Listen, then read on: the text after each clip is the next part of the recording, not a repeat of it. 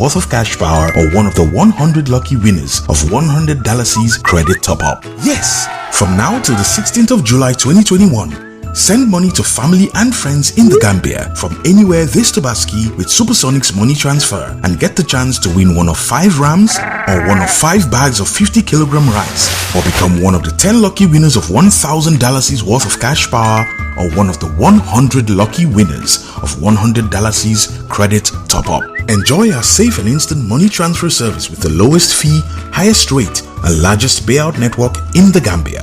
Hurry now and be one of the many winners in this special Tobaski promo from Supersonics Money Transfer. Visit the Google Play Store or the Apple Store today to download the Supersonics Money Transfer app and enjoy excellent money transfer services only with Supersonics. Supersonics.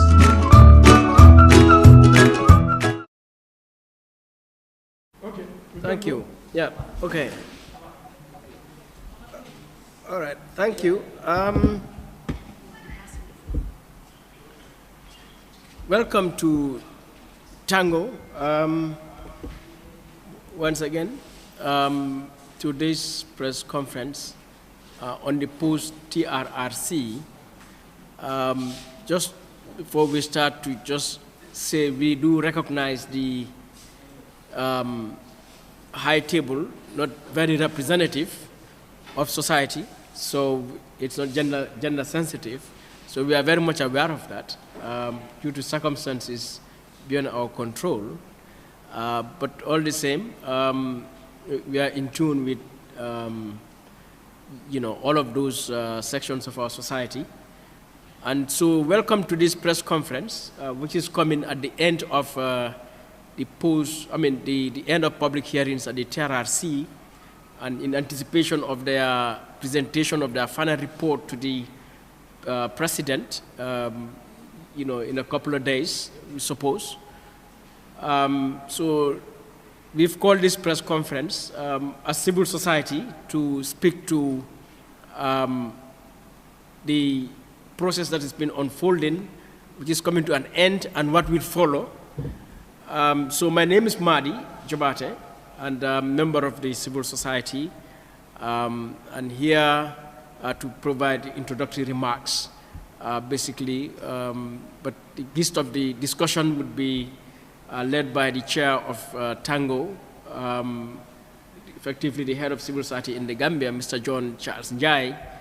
And at the other far end is Mr. Omar Baji, who is the executive director of Action Aid International, the Gambia, who would give some welcoming remarks as well. But just to say, over the period that is until today, Gambian civil society has been engaging to see how we can play a leadership and a central role in post-Trrc.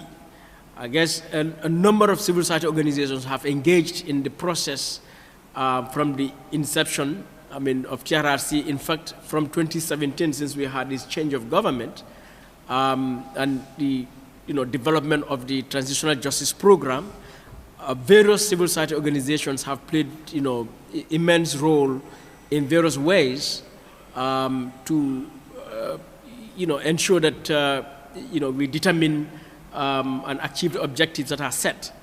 And so when we get to this point, we are looking forward to the end of the Truth Commission, and so that when the final report is submitted, the big task starts of implementation of the recommendations, which is of huge concern to us. And so what we are doing today is basically to state our position and how we can help the Gambia government to effectively, efficiently, within the shortest possible time, and in keeping all of the good things about the Gambia, in implementing the recommendations, which we consider the Trrc and the recommendations that will come are intended to help us as a people, to help ourselves, to transform our society into a more just, a more equal society that is thriving on the foundations of rule of law, of democracy, and so on. So basically this is it. So what I will do now is to invite Mr. Baji to give some remarks. Then our main position would be delivered by the chair of Tango, which includes, which I will delve into later, the roadmap that we have carved out to determine how we are going to engage in this process. So on that note, I wish to call on Mr. Bajia. So you may have to help me move the mics, if you don't mind, so that we don't misplace your mics. You know?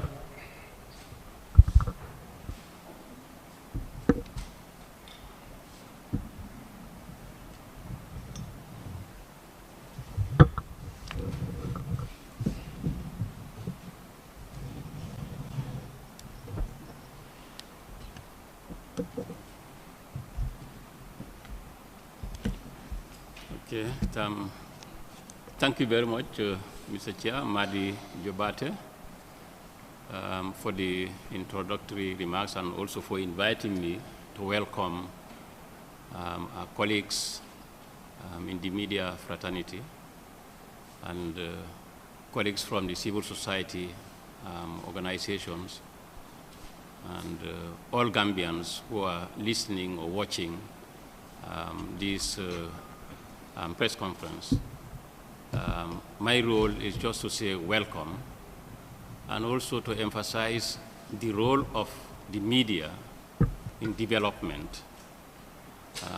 You are very central, you are very important in whatever we are doing in this country in terms of ensuring that everybody knows what is going on, because that is really essential.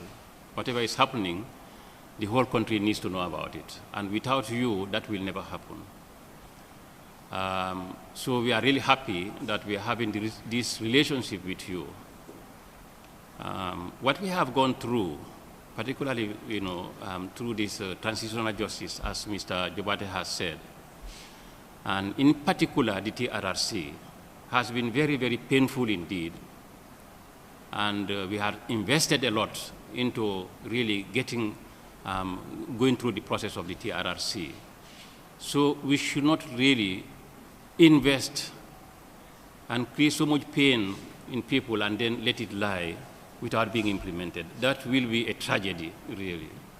So here today, what we want to do is just to emphasize that whatever came out of the Trrc, all the recommendations must be implemented so that we bring proper closure to the whole process, and also send out a message to the whole world that the kind of thing that happened in the past 22 years should not be repeated. So we are now giving you the task as the media to carry this message to the whole country and beyond the country so that people understand what we are going through. And we are really happy to have you here today.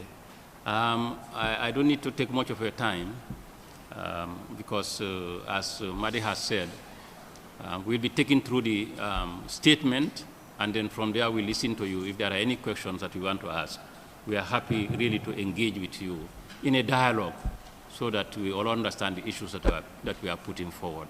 So welcome, and we just want to say that we are also part of this whole process. It's not just civil society.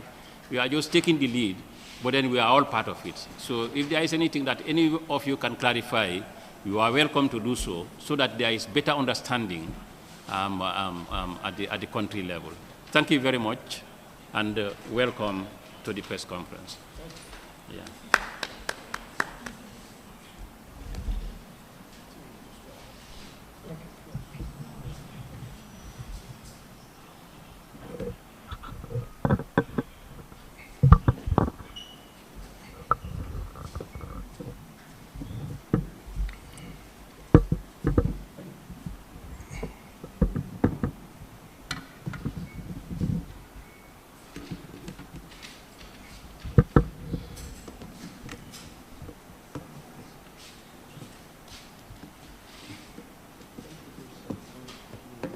Okay, thank you very much, Madi, for ably chairing, and obviously also for all the hard work that you've been putting in. in this process. Thank you to my good brother, Mr. Baji, ever so diligent to be part of these important processes. Good day to my colleagues in civil society. Good day to members of the press. Good day to those of you following us online. Let me begin by appreciating members of the press that are here present for making time to join this press conference because it's quite important that the position of civil society in the transitional justice process in this country is made clear. This press conference today has been called to draw the attention of our government and people, and indeed our local and international partners, to the position of the Gambian civil society on the Transitional Justice Program. As we all know, the Gambia government launched a national transitional justice program in 2017 with a view to enable the country to move away from a culture of dictatorship, which we endured for over 2 decades, to build a culture of democracy, human rights, and good governance. Consequently, the government embarked on robust constitutional, legal, and institutional reforms, the hallmarks of which were the building of a new constitution and the establishment of the Truth, Reconciliation, and Reparations Commission. As a nation, we all welcomed the creation of the Constitutional Review Commission by an act of the National Assembly in 2018.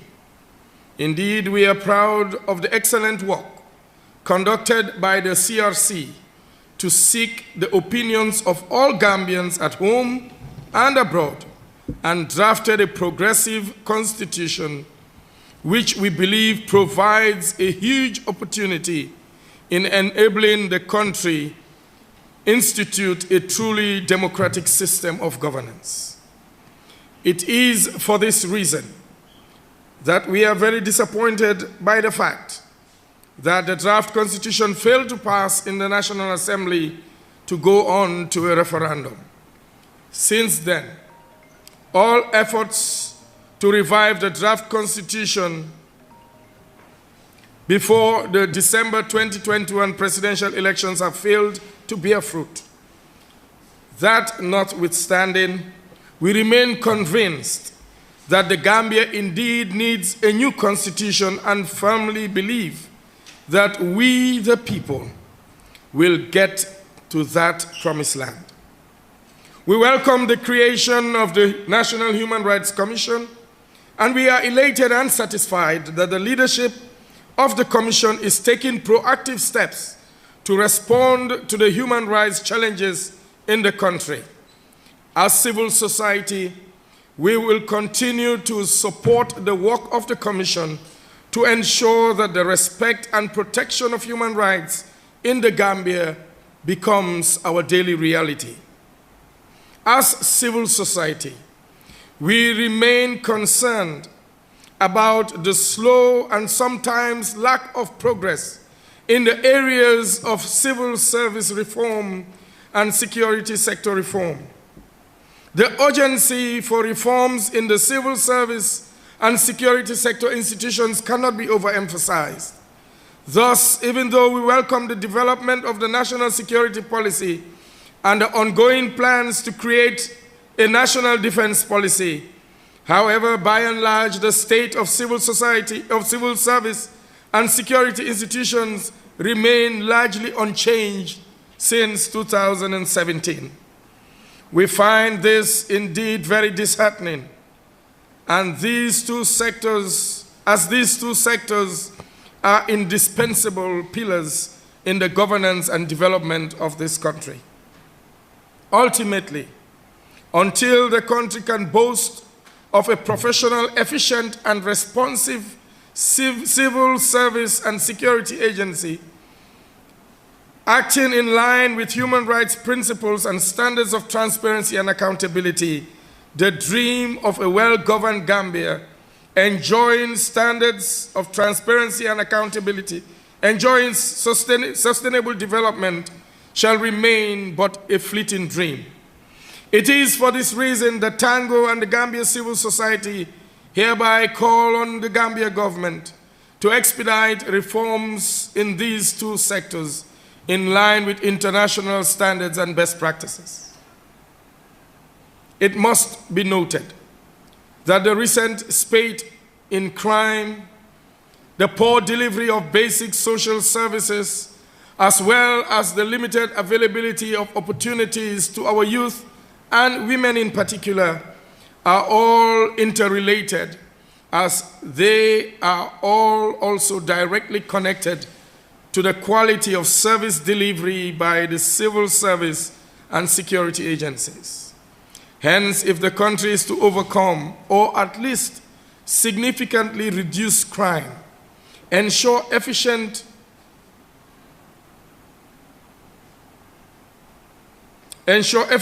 delivery of quality, affordable, and accessible public services, create opportunities for citizens to earn decent means of livelihoods, thereby reducing the high cost of living, then there must be a robust civil service and security agency that are equally professional and efficient. Ultimately, it is when these opportunities and services are created and delivered that human rights become truly respected, protected, and fulfilled. Therefore, today we call on the government to do all it can to ensure that the necessary reforms are conducted immediately in order to enhance the protection of the rights and fulfillment of the needs of the citizens, which will go further to enhance national security and unity. In this regard, we wish to particularly call on the National Assembly and political parties to play a proactive and leading role to enable the executive fulfill its mandate. These reforms are integral to system change, which should be the major preoccupation of Parliament and the political parties. We are disturbed that since 2017, there has been very limited initiatives and efforts by both the National Assembly and political parties to effect system change. At this juncture, let me speak to the crux of the matter why this press conference has been called, and that is about the TRRC. But before I go, I want us to take a moment's silence for all those that are following us online and in this place, to take a moment of silence to honor the memory of those who have lost their lives, innocent lives that have been lost on our soil, innocent blood that has been shed for no just cause. Let's take a moment's silence and honor the lives that have been lost.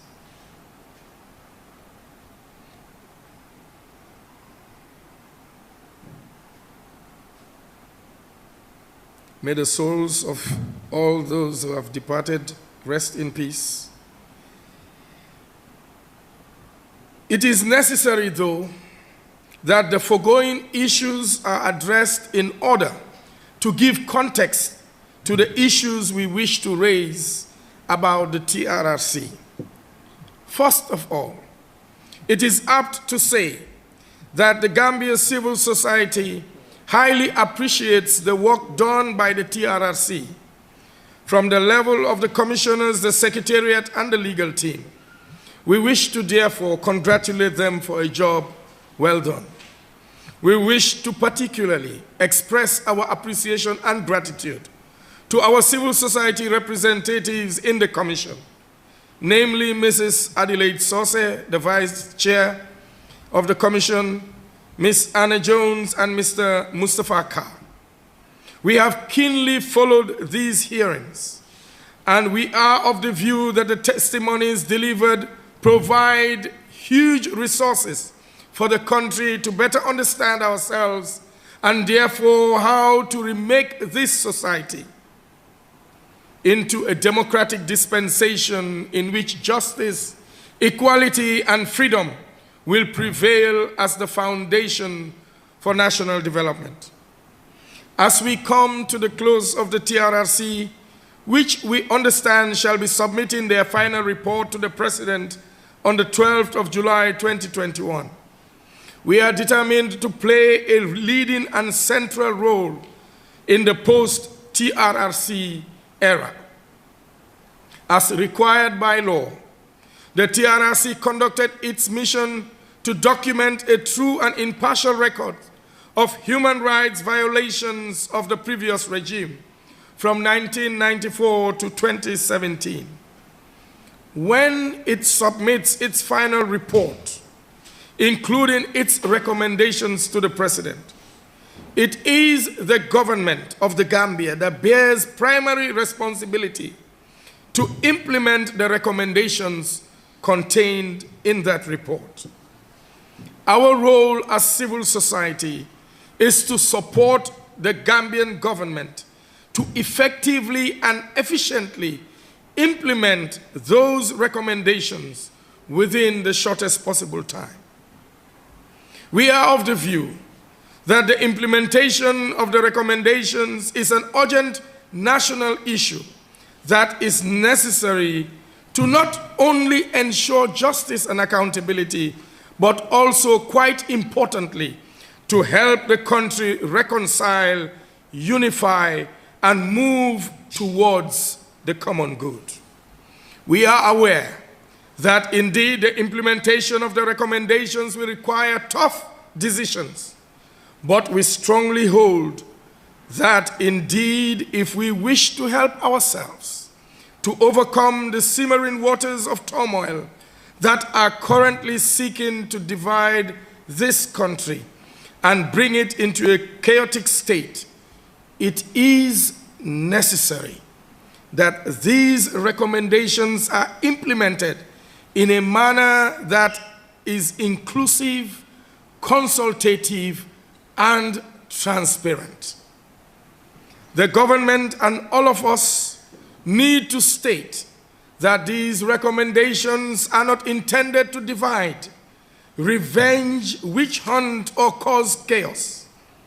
For that matter, Tango and civil society urges all Gambians to also be prepared to recognize and accept the truth and be prepared to help and correct the mistakes of the past.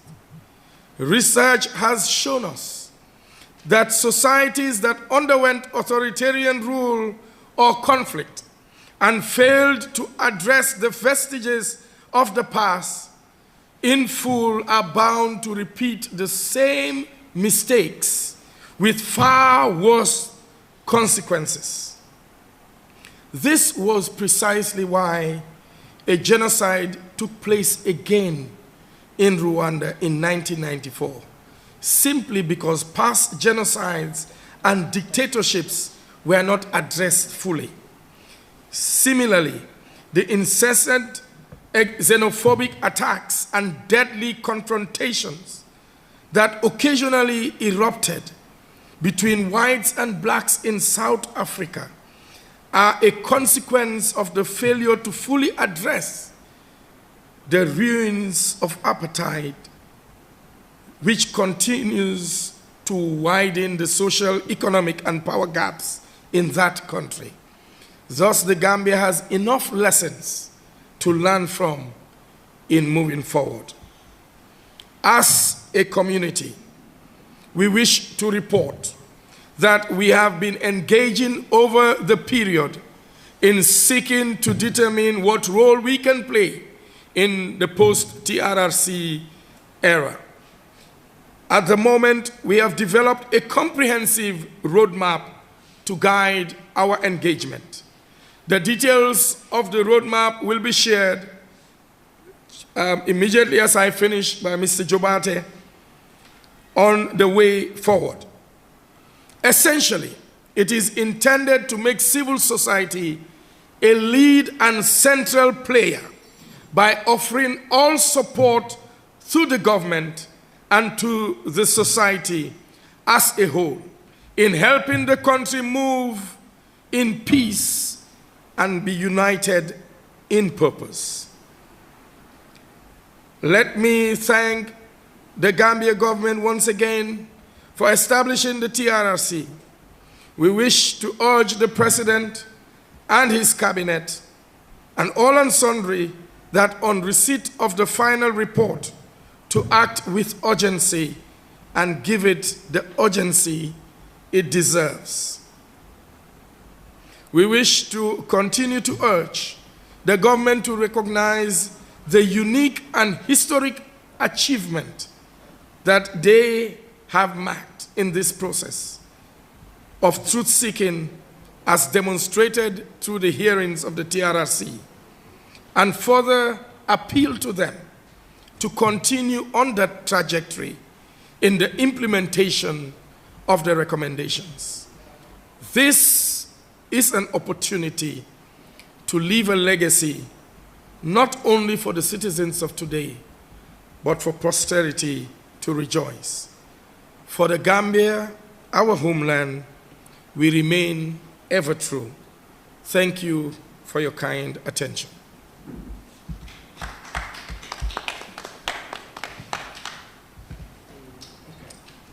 Maybe you give the roadmap, then we can do the questions and answers.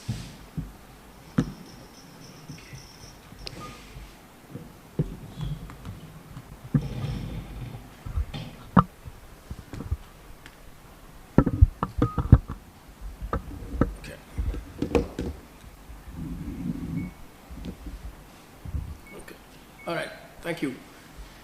Yeah, thank you, John and Omar, for those remarks. So what we would do right now is to share the roadmap briefly in summary, and the rest of it we would have questions and from the press, so that we can end this as quick as possible. So basically, what we did as civil society is to try to understand what role we can play, what contribution we can play or make to, post-TRRC. And our roadmap is therefore based on 3 pillars. The first pillar is about how do we support and facilitate the implementation process. And so under that pillar, we have a number of, actions or activities that we feel are necessary to support the process of implementation. So basically, this set of activities or strategies we have under pillar, pillar 1, actually pillar 1 is building public support for the implementation of the recommendations. I was mistakenly reading pillar 2. Yeah, so pillar 1 is building public support for the implementation of the recommendations. So as I said, it's a set of activities and strategies that should enable us to play that instrumental role to support government to implement this. And so for that matter, as the name implies, building public support, we feel these recommendations, the TRRC, the entire process, is about the people. So ultimately, the people of the Gambia must be part of this process. So it is about how do we create an environment in which the various sectors of our population, stakeholders participate. And so under this pillar, we have already sent a letter to the Gambia government, to the president, to share with him our intentions and how we want to support. And so we would expect the president and his government would see the civil society as a partner and would engage the civil society to see together how we can support each other.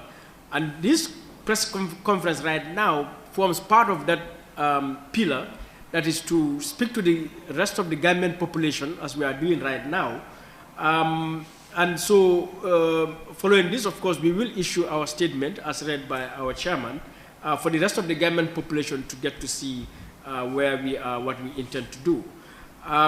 We understand the report would be submitted to the president in a couple of days. And so part of our, this pillar that is building public support is to see how to host some sort of an event to welcome the submission of that report, more or less like to say, to have a ngente for the, the TRRC report, so that it is not submitted in quiet, or in silence, but actually it's submitted and in a way that all governments are aware of it.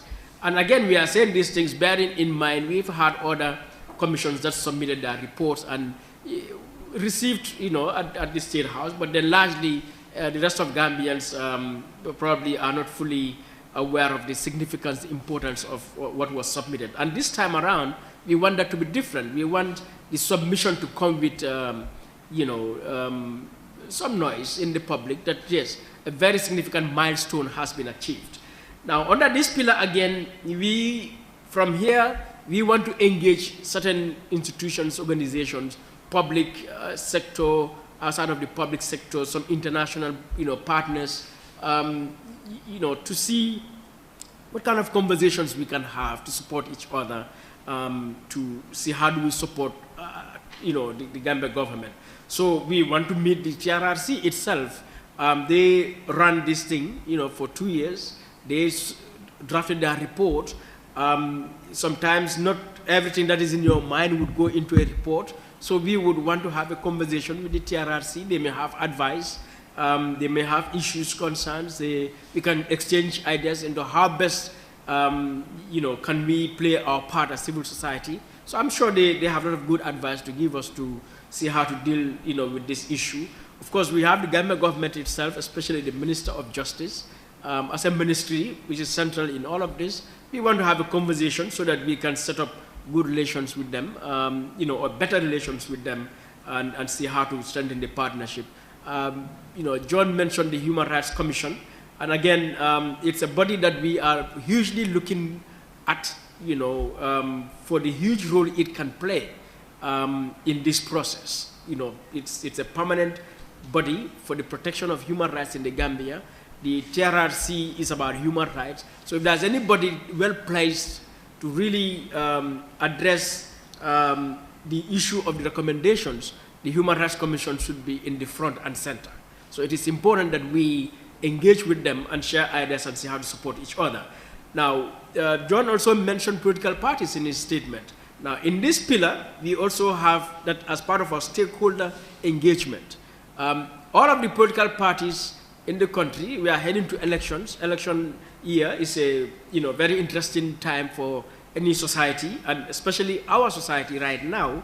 And so we want to get the commitment, we want to get the support, we want to get the partnership of each and every political party to bring the issue of the TRRC final report and recommendations to them, so that any party that comes victorious in December, our expectation is you would implement these recommendations. So we would meet all the political parties for that matter. Of course, these recommendations, TRRC, we know it has been contentious.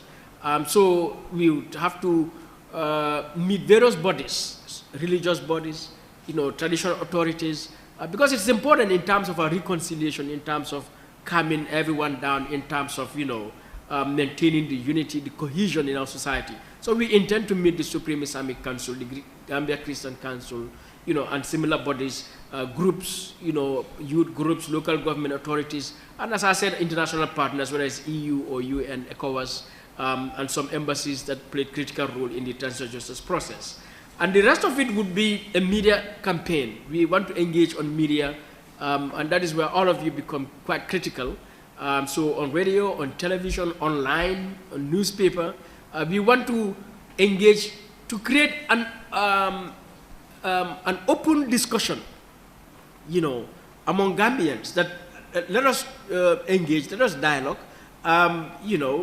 clarify issues, iron out differences, allay fears, and realize that ultimately the objective is to remake the Gambia into a better country. So those engagements would be on the media, but also in our communities, community outreach. We hope we should be able to have conversations in our communities to promote reconciliation, rehabilitation, and all of those kinds of things. So finally, in the pillar 1, that is building public support, we want to see the possibility of convening a national conference on the Trrc recommendations. We are civil society. Civil society itself is very diverse. We have various sectors, interests within civil society, but we have the wider society. We have the public sector, we have the private sector, we have our international partners. As a nation, can we come together and see how best can we implement these recommendations without really harming our society? Because I don't think our objective is we go through this process only to leave the Gambia more divided, more anger and frustration and hatred, in our society, particularly in an election year. Currently, I think everyone is concerned about the political intolerance, the polarization in our society. So we all have a responsibility.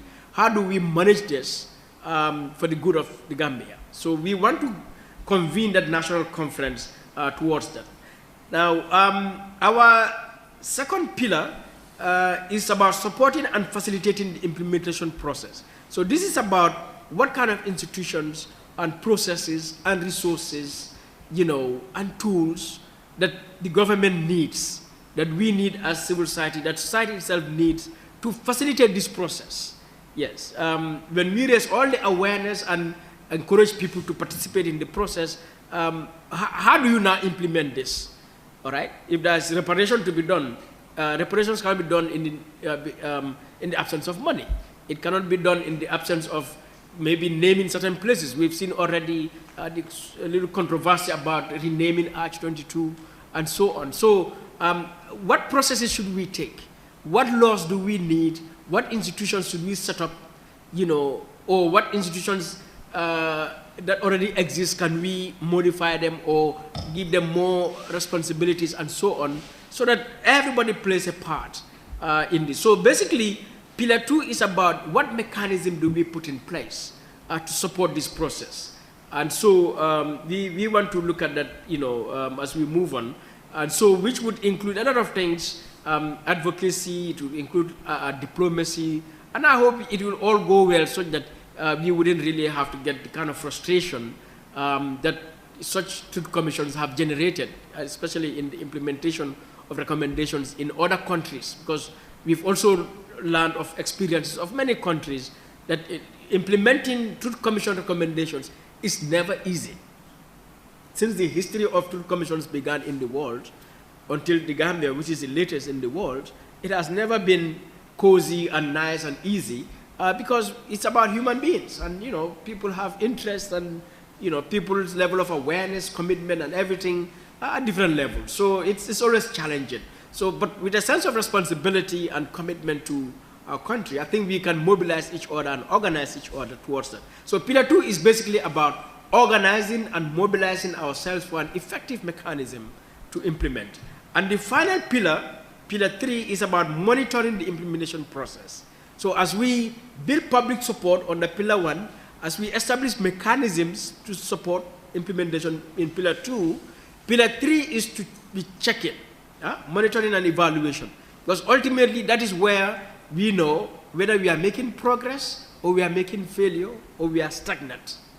That monitoring and evaluation, it is where it tells us, whether our processes, our mechanisms, even our sensitization is effective or not. So we would have to, as part of that monitoring process, it would also require certain tools to be checking, certain resources. It would require resources, certainly. It will require processes and institutions, mechanisms, just to be able to monitor whatever is happening. Because at the end of the day, we want to see the recommendations implemented as soon as possible. Now, somebody can ask, how soon is your soon? But we said as soon as possible. So we want efficiency. I don't think we want to sit here for 5 years, 10 years, we are still talking about implementation. Or implementation, some people said, I've got reparation, but others are like, I've been forgotten. And victims are there, victims are central in this, all right? So we want, at the end of the day, every Gambian, who is hurt, who is harmed, who is aggrieved, feels you've got your share of justice. But whoever also is a perpetrator, that you also feel you've got your share of justice, that you've not been witch-hunted. You see, you've not been treated unfairly, because that's human rights. So even the one who violated has rights as a human being. We shouldn't, mistreat that person.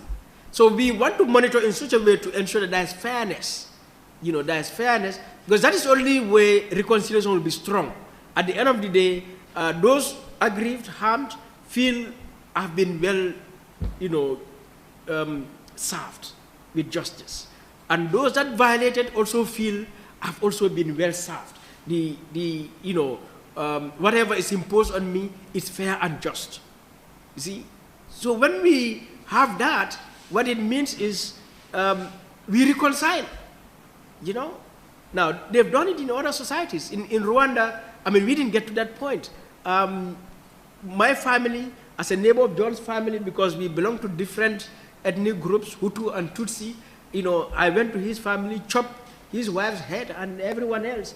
But years later, in Rwanda, we saw how my child and John's child got married, when I was the one who had killed the child's mom. You see, reconciliation. So, because as a perpetrator, I felt what was done to me is I deserve it as a perpetrator. I didn't feel I was, unnecessarily punished. Yes, I didn't feel I was unfairly punished. At the same time, John, even though lost, his loved ones, did not feel I did not get justice, to the point that these two families end up having their, children marry. It has happened. So can we also do the same in the Gambia, so that anyone who feels aggrieved, you feel I have got justice, and it is fair, all right? No hatred. And the one who have violated also feels that what was, given to me is well deserved. Yes, I deserve it, and it's fair. You see, when we create that, then what will prevail is love and harmony, in our society. But this, as John said in his statement, this is a responsibility all of us should have. I think the final note, if I have to make any call, is to say to the victims, to all of us, let us not be angry. Despite everything, let us not be angry. Let us not be vengeful. Let us not be hateful. Let us not seek blood, right? But let's demand justice and accountability. That is fair and just and humane, all right? So to the perpetrators, also I say, don't be ashamed. Don't be, angry. Don't be frustrated. Don't be hateful.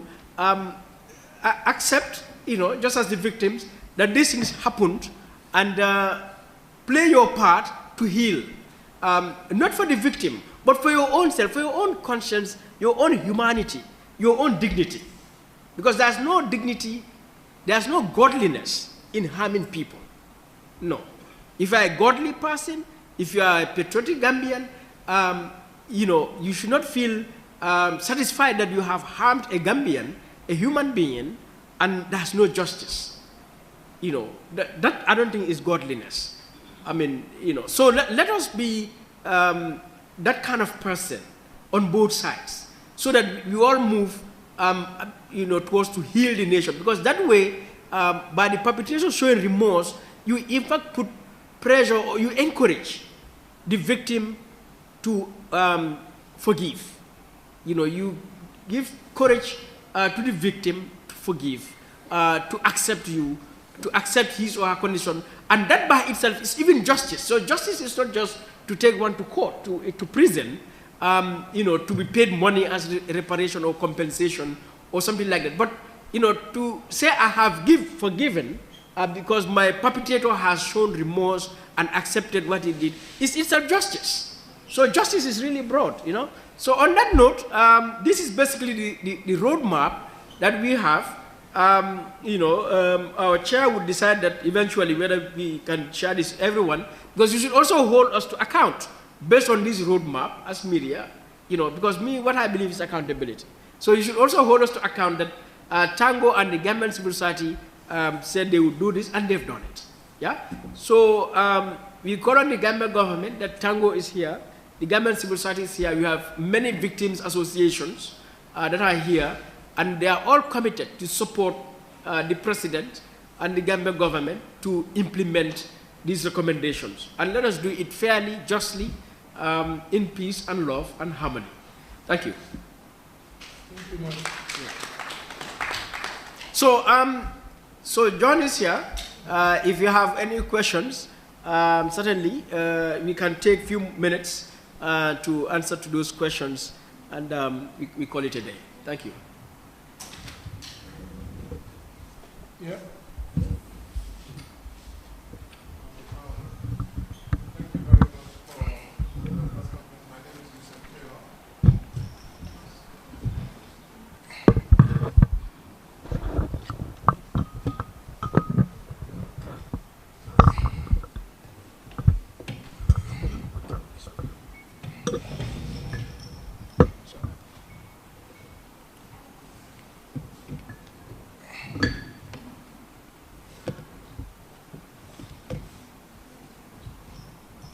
The press will have to start paying for allowance for movement of mics. All right. I have two questions. I have two questions for you. My name is Taylor from Ghana for Online News. Okay. The first question is why now?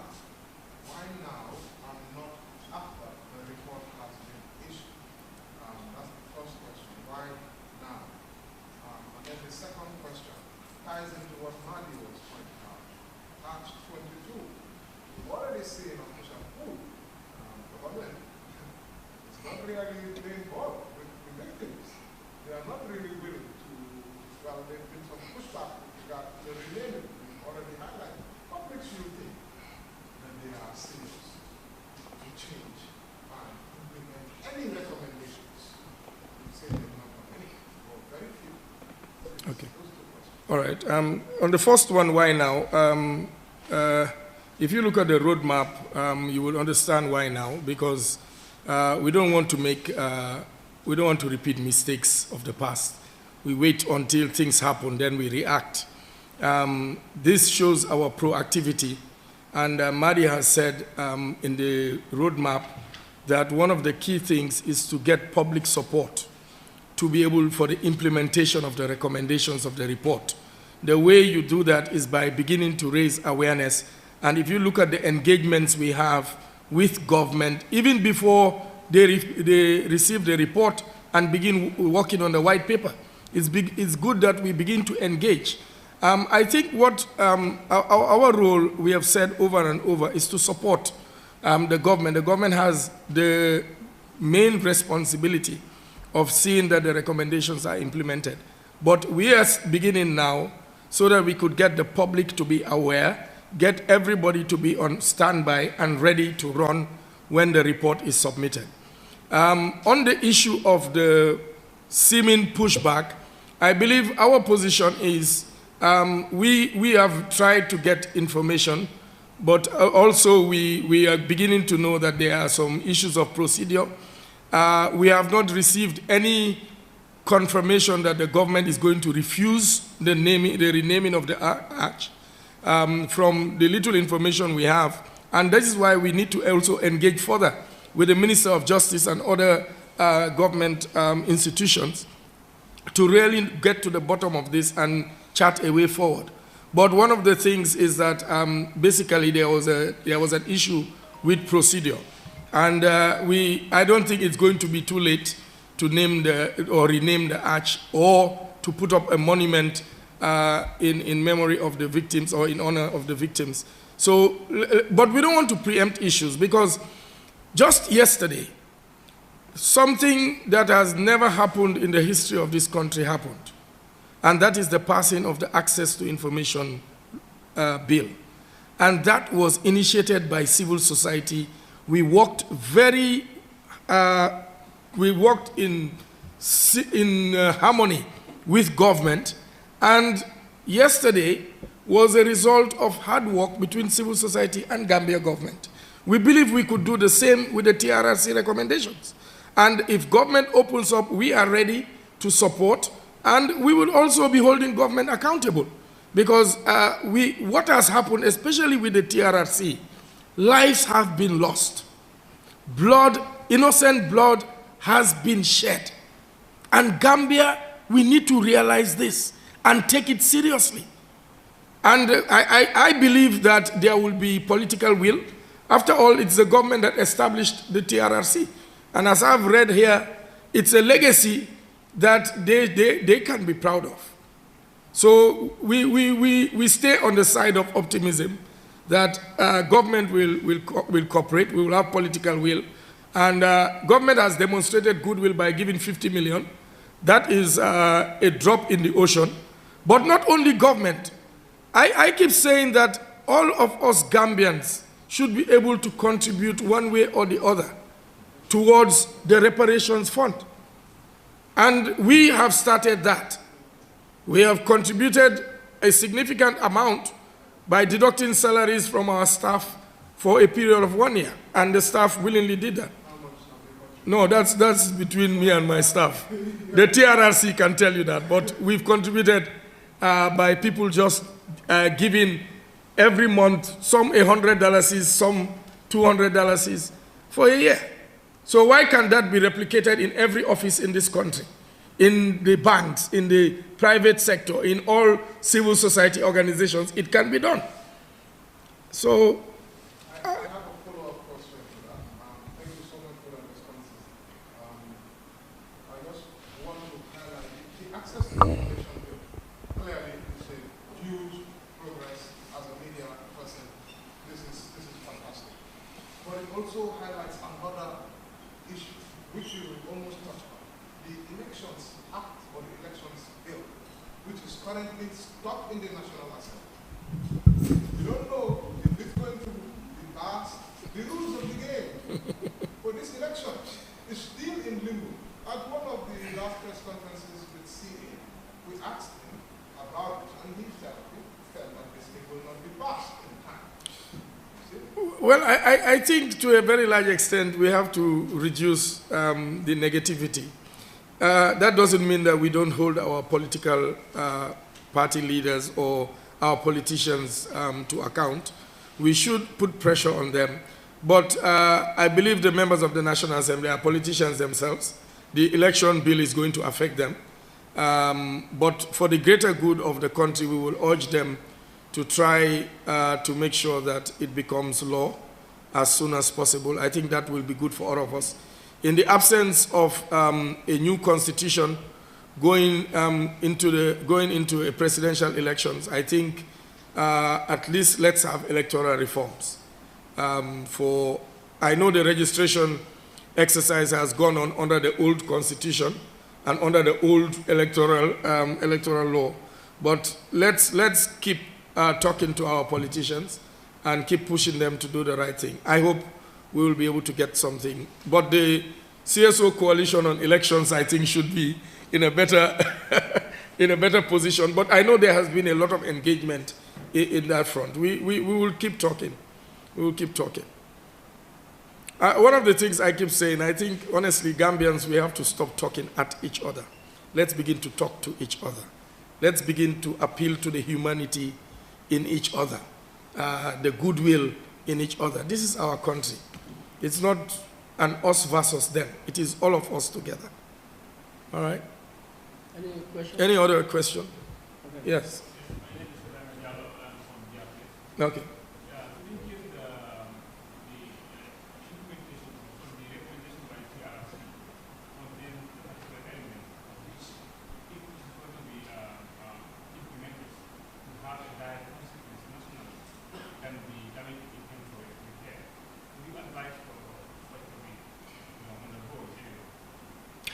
You know, the reason why we are beginning this engagement is to meet as a people, to begin to see how together we could work.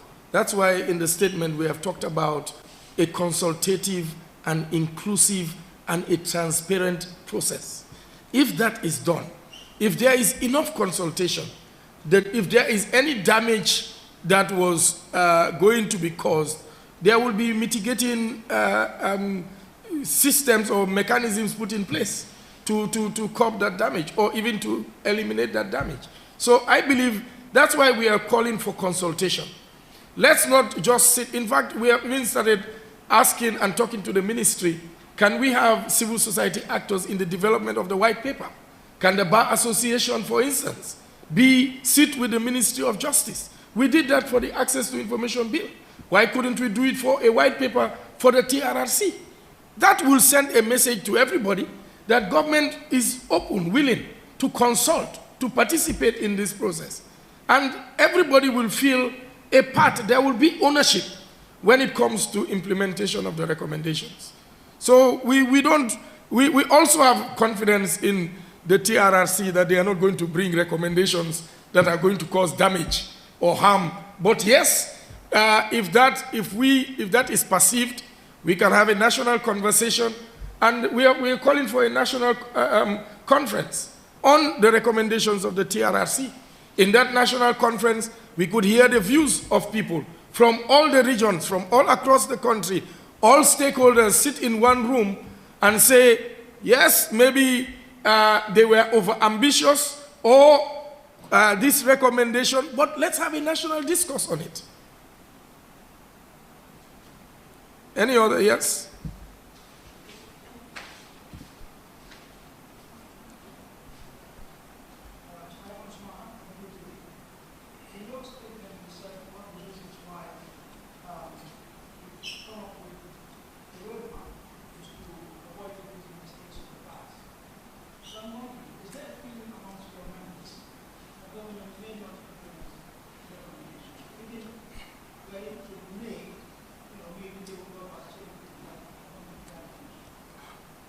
Well, I'm sure the Gambian public will agree with us that the Janneh Commission, you know, they say once bitten, twice shy.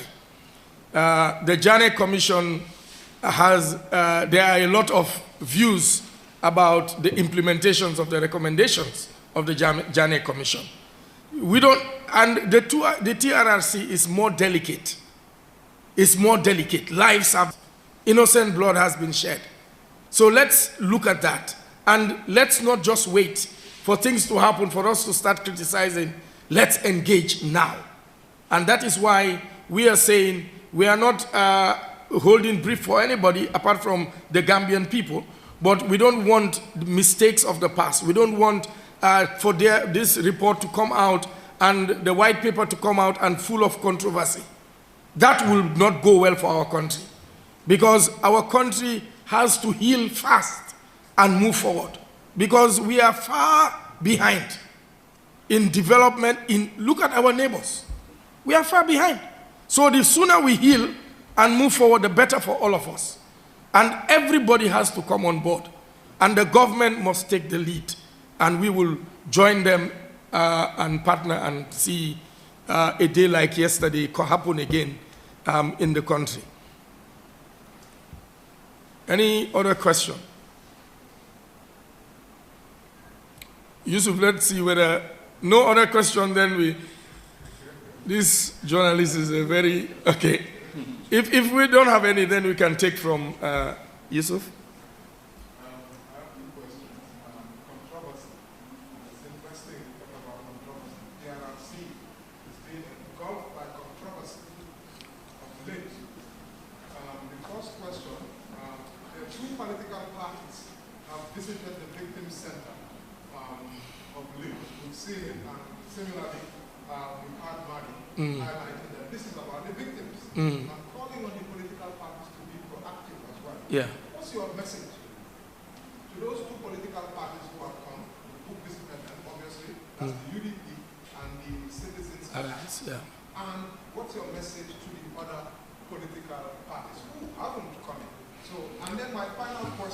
Because I want to give you all of them now.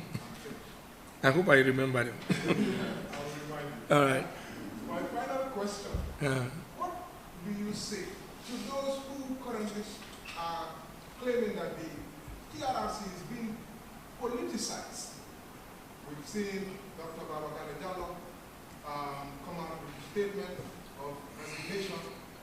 And not only did he come out with that statement, he has put out some publications entitled Never Again, the manifesto of an unlikely candidate. What's your message to that? What to those who say it's being politicized? And we know SFR is about to, apparently, is rumored about to announce himself as a presidential candidate. Is the TRRC a political launch pad? All right. On your first question, political parties visiting the victim center. It is, and please listen to me carefully, it is a noble initiative for political parties to meet with victims if they are genuinely interested in the plight of victims. But if they are taking the victims for a ride and for political expediency, it is sad. It will be very sad if that is the case. And I'm saying this because of sometimes our mistrust for politicians. Because it's election year, sometimes people just do things. But if at all it's out of a genuine motive, then we honor them, we celebrate them. But it should not also be that other parties, also because two have gone, or CA has led the way, everybody is going now to the victim center. And I think the victim center should be careful and be wary of such things. That's my take. I'm not too sure whether I'm speaking on behalf of Tango. On the second bit, the politicization of, in fact, I read somewhere that the TRRC political party, which was unfortunate. I have raised concerns about the resignation of Dr. Babagale for whatever reasons. I feel if you are executive director, if a commission comes to a close, you should be around for the audit and the proper closure and the proper wrapping up of things.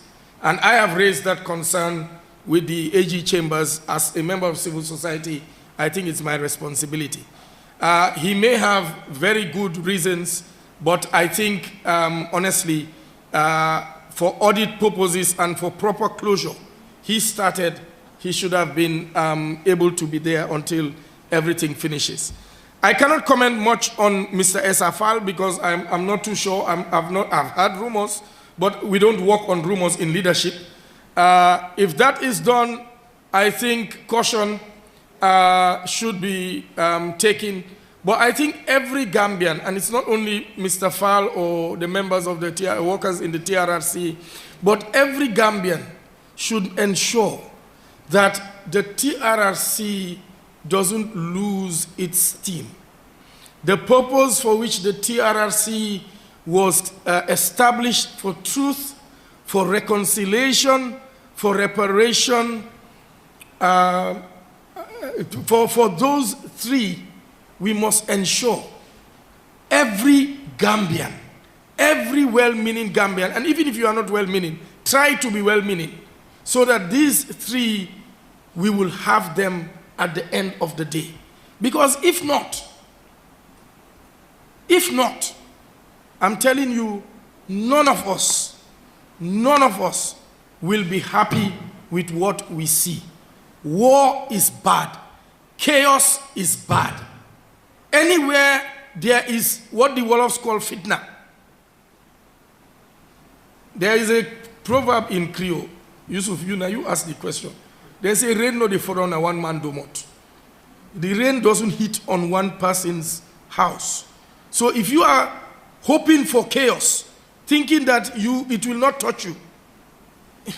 All right. Yeah, I mean, I don't know what else to say, but I think every Gambian should just mean well for us. Mean well for the victims, mean well for the lives that are lost, mean well for families that are grieving. Because it is also disheartening to see Gambians sometimes be in denial and even insult victims.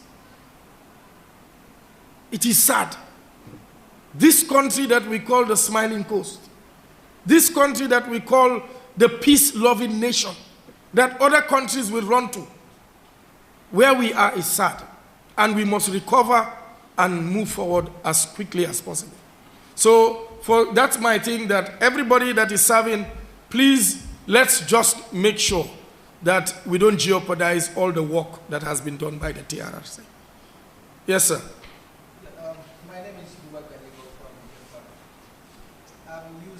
you're talking about the government implementing the TRC.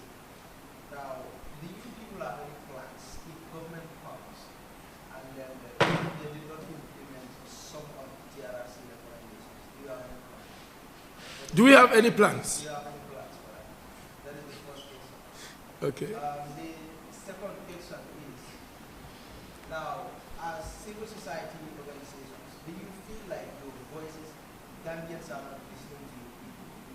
Recently, we have seen that the Rocky Board concert that we organized, politicians were able to manipulate the local agenda, and people believe them.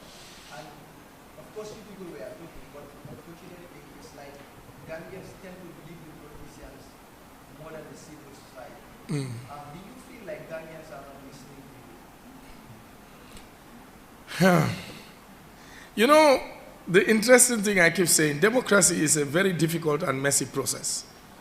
Democracy in Gambia is not going to happen overnight. With our newfound democracy, everybody is at liberty to say whatever they want, and we have to accept it.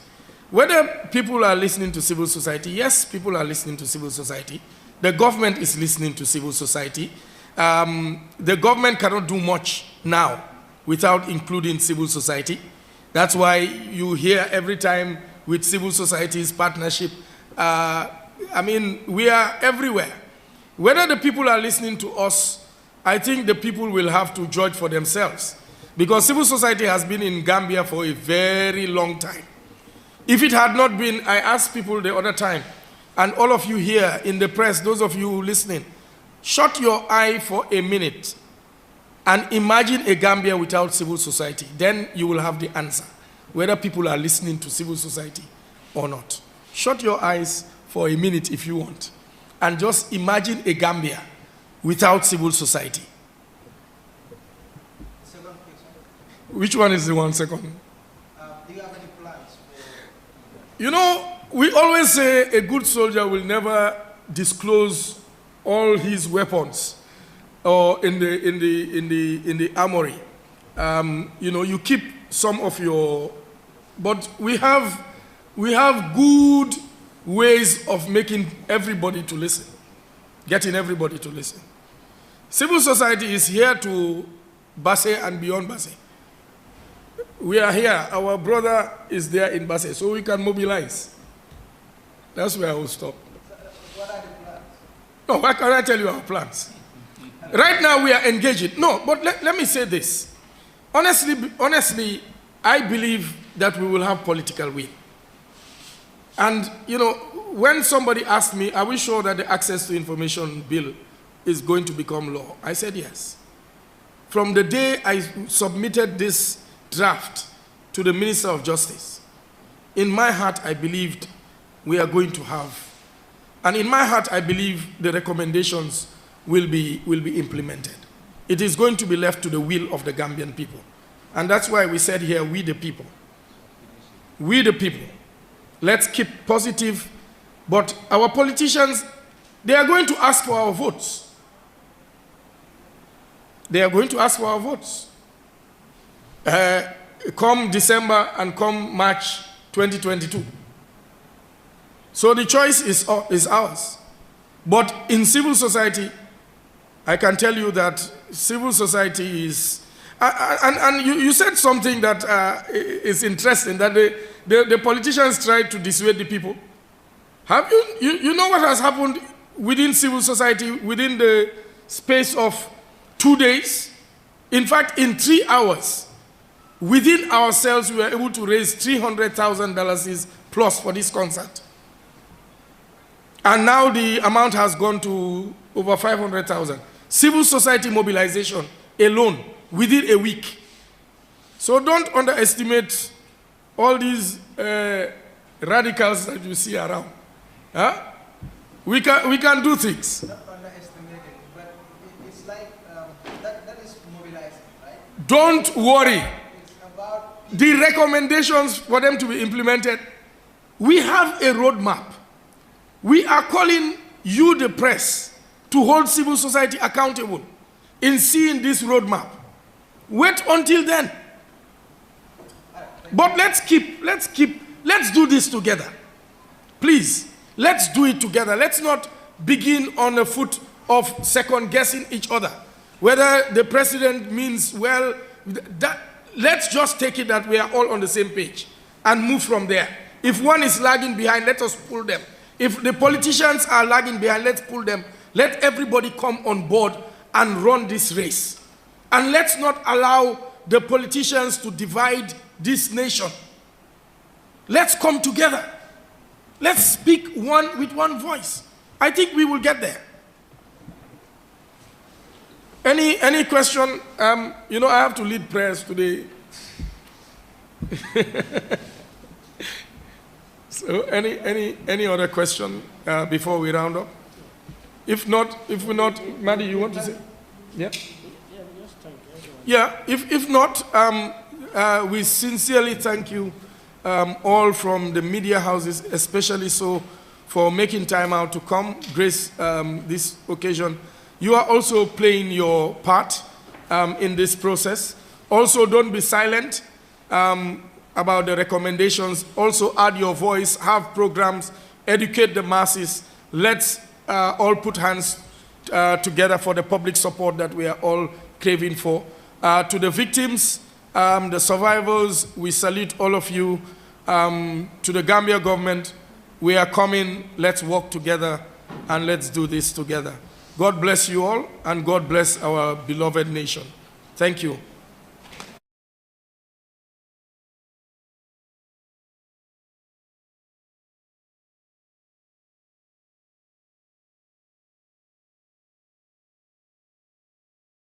Supersonics Money Transfer is back again with a massive offer for its customers this Tobaski. Get ready to win one of 5 rams or one of 5 bags of 50-kilogram rice, or become one of the 10 lucky winners of $1,000 worth of cash power, or one of the 100 lucky winners of $100 credit top-up. Yes! From now till the 16th of July 2021, send money to family and friends in the Gambia from anywhere this Tobaski with Supersonics Money Transfer, and get the chance to win one of 5 rams or one of 5 bags of 50-kilogram rice, or become one of the 10 lucky winners of $1,000 worth of cash power, or one of the 100 lucky winners of $100 credit top-up. Enjoy our safe and instant money transfer service with the lowest fee, highest rate, and largest payout network in the Gambia.